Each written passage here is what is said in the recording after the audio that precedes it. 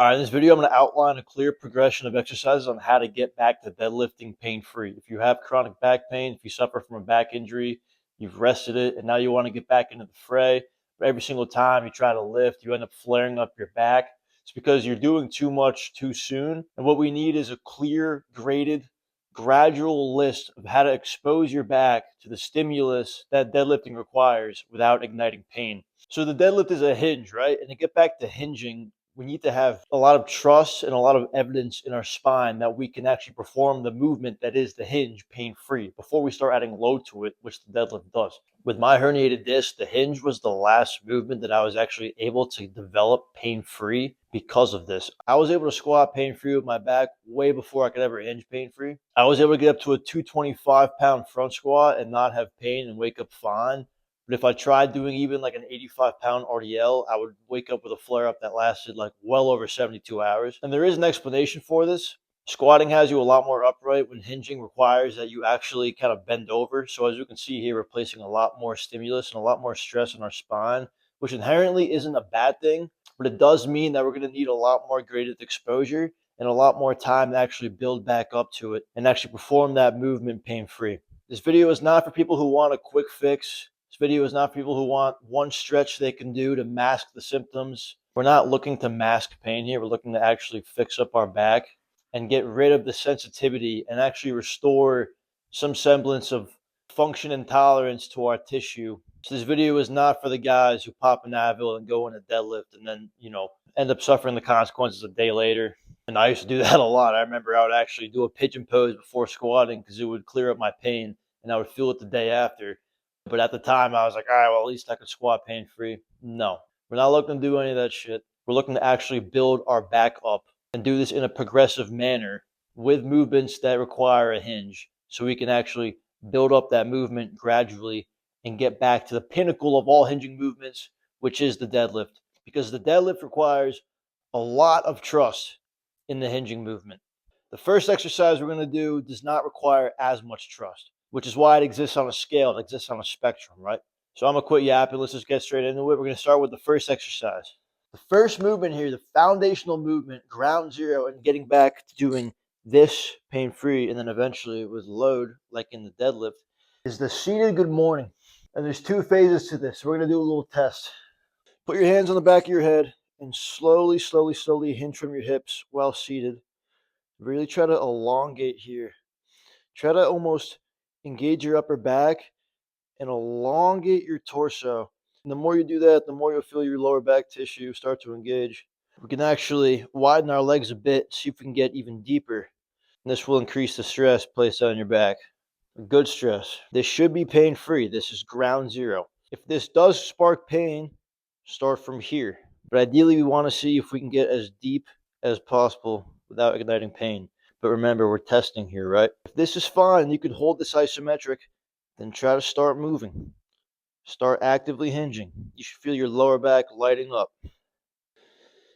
This is the first step in reactivating our hinge. This is laying down the foundation for our nervous system, teaching our nervous system to understand that this movement is safe to do.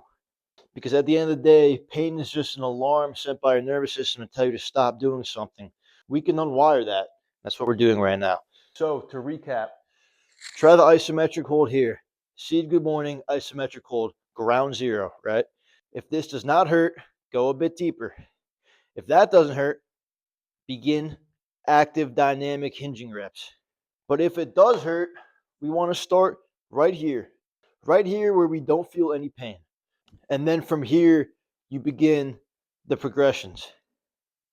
So really, it's 3 exercises in one in the overarching branch that is the seated good morning. And that is step 1 of restoring your deadlift. Step 2 is developing our hinge, but now from a standing position, not a seated position like you would in the deadlift, right? It's still a pretty foundational step. We're still building from pretty early on. We're really breaking this up into pieces so we can actually give our tissues time to desensitize and realize that hinging is actually safe and should not ignite pain. And this is the reason why we're not immediately jumping into the deadlift, because your tissues probably aren't ready for it yet. They're probably still too sensitive. They probably still don't even trust hinging with your body weight. So how can we ever expect to deadlift with actual load if our nervous system still doesn't even trust this? Good thing is that we're going to train it right now. This is what I call the wall hip hinge.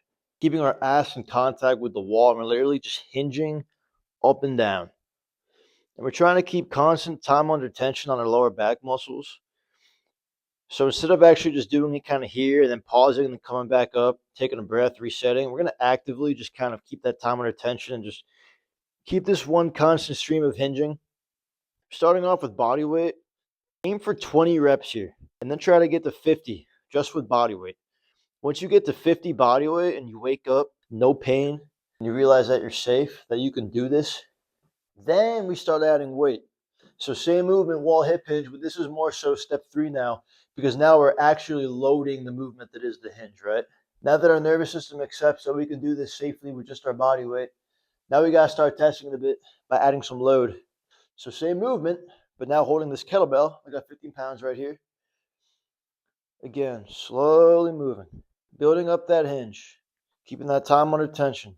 It's also good to tuck your lats here like you would do in a deadlift, just to make sure we're getting that movement pattern actually down and firing it back up again. If you feel any pain doing these, you're probably progressing too much, too quickly, and you might need to go back to just doing body weight again for a bit, building it up from, let's say, 50 reps body weight to 60 reps, and then making sure that you have no pain during the movement. And also when you wake up in the morning, I always say that flare-ups are a test of your lower back's capabilities. They're actually a landmark of what you can tolerate at the time.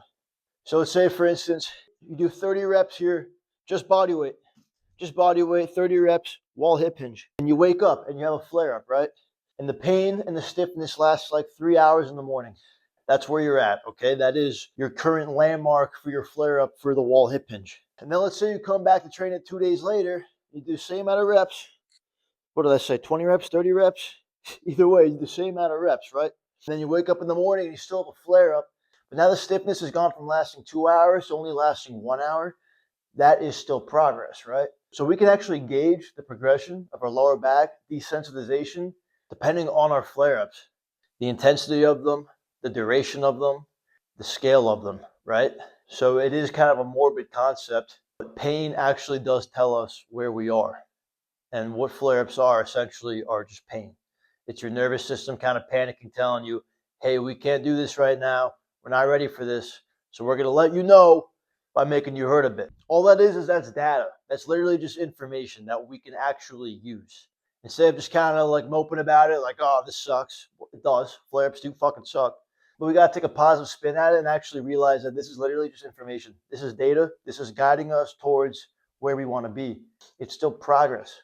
Pain that lasts 2 hours versus pain that lasts 1 hour. It's still pain. It is taking us somewhere in the right direction. It is still a step forward, right? So I'm going to end that little rant because we are still on the wall hip hinge with weight. And we're going to slowly try to build this one up too. So body weight progression, start at around 20 reps body weight, whatever you can tolerate. Might be 10, might be 15, could be 20. Build up to around 50. As I said, keeping that constant time under tension and just building up this movement. And then we can add load and do the same progression with, say, 15 pounds. Start at 15 reps and then shoot for around 30. And then once you get to 30, you can maybe bump the weight up to 25 pounds. But eventually, it is time to move on to the next movement in the list. I'm sure everybody saw this one coming because this is like the quintessential back rehab movement these days is the back extension. Doing the same thing as a City Good Morning. The first progression, even though it's the same exercise, we're going to split this into two. Starting off with an isometric hold. Hands on your head. Keep those glutes engaged. Keep your torso elongated. And actually breathe into your lower back. As you breathe in your lower back, you'll feel your lower back muscles begin to expand. What this is doing is it's actually helping activate them even more, making sure that they're carrying the brunt of the load and actually kind of puffing them out like if you were bracing for a squat or a deadlift is really going to help neurologically activate them and put them on the map. Keeping your hands on your head is a great way to make this more challenging. If you need to, you can hold on to the handles for extra support. But if we're coming off from doing the loaded wall hip hinge, I don't really think that will be necessary. So we're going to start here with hands on our head. Just giving you guys options here. But I would definitely start here. And then curl under, flex your back. See how deep you can get without igniting pain, and then come up. These give you way more bang for your buck when you actually do them in a rounded back position. Instead of the traditional back extension, which is more so just hinging from your hips, this is a lot more glutes, hamstrings. But if we actually tuck our backs and round our backs under, we are engaging the deeper muscles of the lumbar spine. And not just the spinal erectors, the multifidus, paraspinals, rotatorus, all the deeper tissues that surround and protect your lower back are being engaged when we actively curl our lumbar spine and round under, which we're doing right here. That is the ultimate goal. So start off with the iso hold just to prepare you for later on, and then actively start doing the actual rounded back extension, aiming for around 10 reps body weight, and then 20, and then 30. And then you could even start adding some load. Got a 5-pound dumbbell right here. Baby steps. That's the name of the game here. Introducing load. Boom. 5 extra pounds. 5 extra pounds that will create an even bigger stressor and adaptation. We're playing at small steps here. We're playing at long-term solutions to what is a very long-term problem for most people with chronic back pain. Back extension. Everybody knew it was coming. So while the back extension is a pretty obvious exercise for a progressive list on how to get back to deadlifts pain-free, this one is not. We're doing a rack pull that's split up into phases of range of motion, right? I like to call it the above the knee rack pull. And this was actually an insanely useful exercise for me personally to get out of pain from hinging and actually fix my back up enough to do deadlifts. And I'll demonstrate how. Most people know what a rack pull is, but they don't understand how useful it can be for back rehab because of the way that we can actually set the height of the barbell on the rack. We can split it up into different levels of range of motion, depending on if our back can tolerate, say, going from here to here and there's no pain there, perfect. If we can go even deeper and go down to right above the knees and then come up, that's even better. Because the name of the game here of actually getting back to a pain-free deadlift, we need our back to be able to tolerate going all the way down to the floor to pick up the barbell, right? We started from a seated good morning doing micro movements in the hinge like this to ultimately progressing to the end game of what is doing the deadlift, which requires all of this, right? Having our back bend all the way down here. So in order to increase our back's tolerance of the micro levels of the hinge and how far we actually can bend down pain-free without sparking pain, we're going to introduce the above the knee rack pull. I'm going to get right here so you can really see me.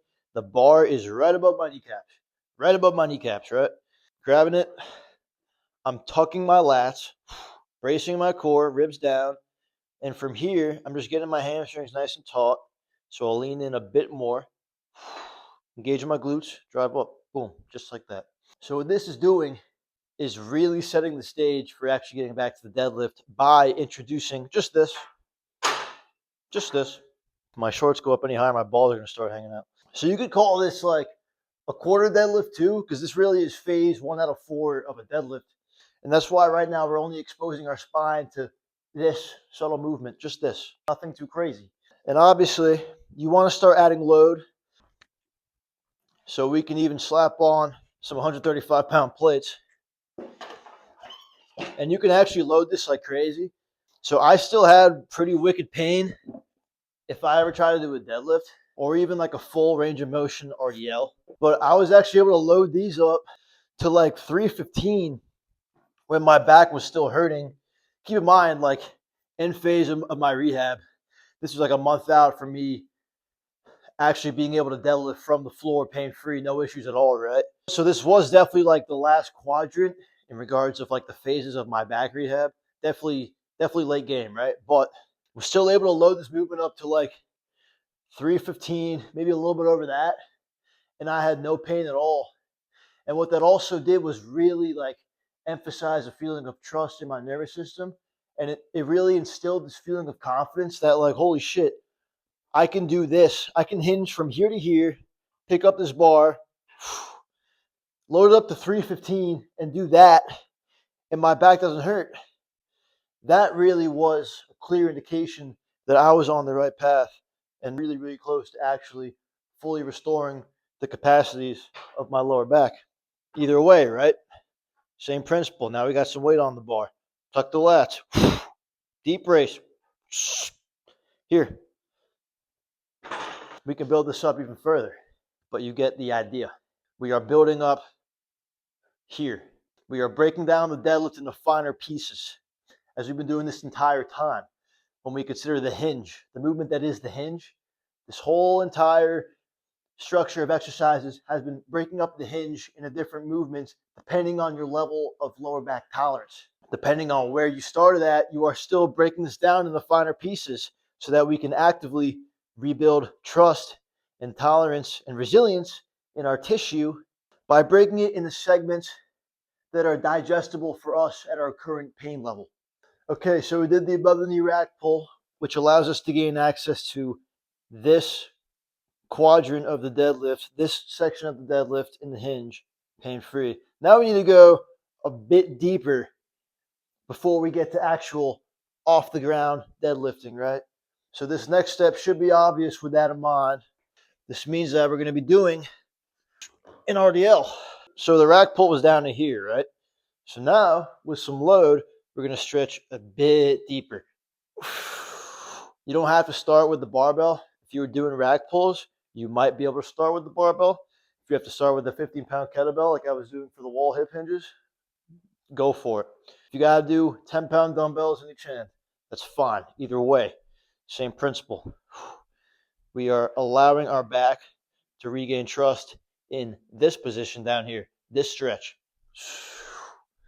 Really elongating our spine, keeping our lats tucked, keeping that brace, but really testing the length and the capabilities of our spine under load, seeing if we can get down to here pain-free, seeing if we can get even deeper.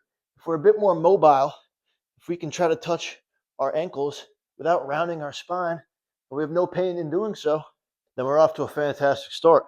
Either way, once you load this guy up, if you can do this, 135 pounds on a barbell Romanian deadlift, and you can get down to here, mid-shin, you're pretty much back. But I just want to say really quickly, I want to give out a quick warning that applies to all of these exercises, this whole entire list. We are not bolting through this progression. We are not doing see you good mornings one day, wall hip hinges literally the day after, and then a back extension a week later. This should be split into, like, at minimum 8 weeks, right? So 2 weeks doing the see you good morning, 2 weeks doing the wall hip hinge, 2 weeks doing the back extension, building from there. Otherwise, what we're doing is just giving ourselves flare up after flare up and never actually seeing any progress. Like I said, flare ups can be very helpful, but not if all we're doing is just pissing our back off, because it can actually swing the opposite way where your flare ups will get longer and longer because you're doing too much too soon and trying to go from doing the back extension for, a woman to iso hold to slapping a barbell on your back and then trying to do 45-pound back extensions the next day. You're just going to piss your back off. So we need a reasonable timeline for these exercises. So I'm going to outline it right here, okay?